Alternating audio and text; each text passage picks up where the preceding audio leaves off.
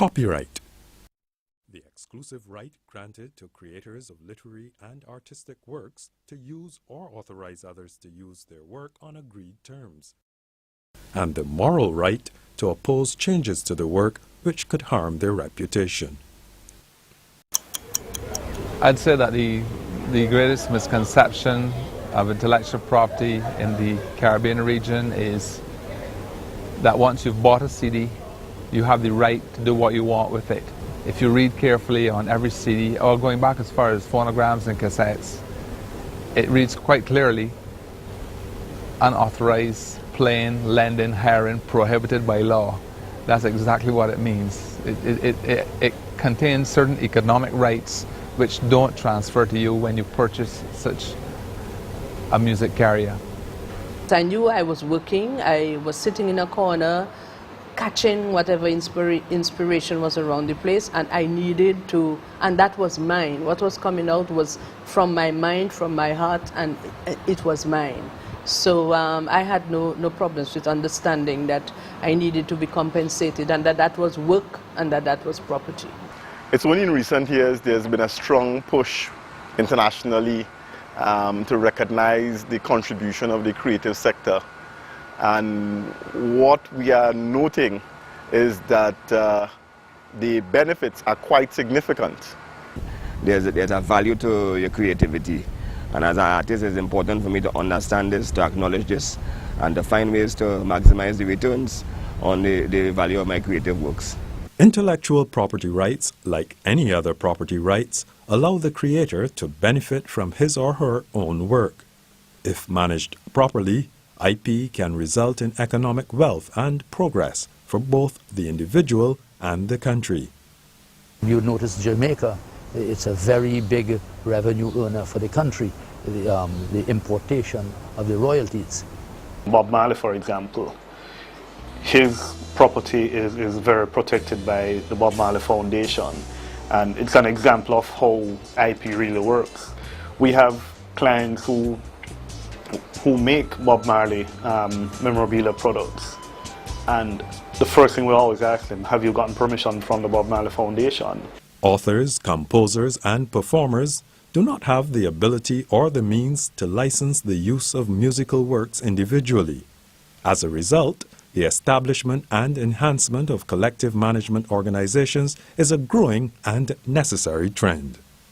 Collective management organizations license the public performance and broadcasting of their members' musical works and collect, manage, and disburse to members the royalties gained from national or international use of the work. Collective administration is very, very key. It is not, I'll illustrate, you have a radio station, and a radio station will play thousands, hundreds of songs in any given month. Usually I'm using the reference of music, and usually in songs you have many interested parties. It would not be possible for a radio station to deal with the many thousands of persons that would be interested. Hence the need for collective management that can interface, so you reduce the level of noise, so to speak, between the radio stations, right? And also you have a global reach from collective management as opposed to a single person. I'm an artist, I create, but I never made the link, or even until recently heard about intellectual properties, which I believe a lot of musicians make that same mistake that I do in the ignorance of not protecting us. I forget many things of protection, like for instance, if I create something, how best is to be protected. The most important thing for anyone who creates a work that could be protected, if you are a member of a collective management organization, which you should be, then register your work promptly. That's the most important thing they can do to benefit from what they create.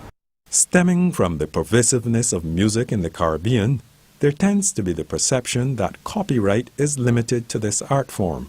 But this is not the case. Works covered by copyright include novels, poems, plays, paintings, photographs, sculptures, newspapers, computer programs, films, architectural drawings, advertisements, maps, and technical drawings. Carnival in Trinidad and Tobago is an explosion of fantasy, energy, creativity, artistry, and sheer fun. Trinidad-style carnivals have popped up throughout the region and are now a major tourism revenue earner in many islands. They've been taken to other lands by the Caribbean diaspora and attract millions of spectators while generating millions of dollars in places such as Notting Hill, Toronto, Miami, and New York. In Trinidad and Tobago, we are the first and only country in the world that have developed a special form of protection for producers of mass, and it's called a work of mass. A work of mass is defined in the Trinidad and Tobago Copyright Act 1997 as an original production intended to be performed by one or more persons in which the artistic work in the form of an adornment and an image is the primary element, but which may be accompanied by music, dance, literary works, chanting, and whether performed on a stage, on the street, on a platform, or any other venue. All of us who have played games would know that games can become extremely popular. In the Caribbean, there haven't been many persons stepping forward to create games of this type. Well, Calculink is a game that has been designed to improve mathematics skills for all those who play it. Primarily students who attend schools at primary level and secondary level. What we do as persons who design like board games, etc., we protect the image of the game, the appearance of the game, the wording, the branding, and all that. We do that to safeguard ourselves.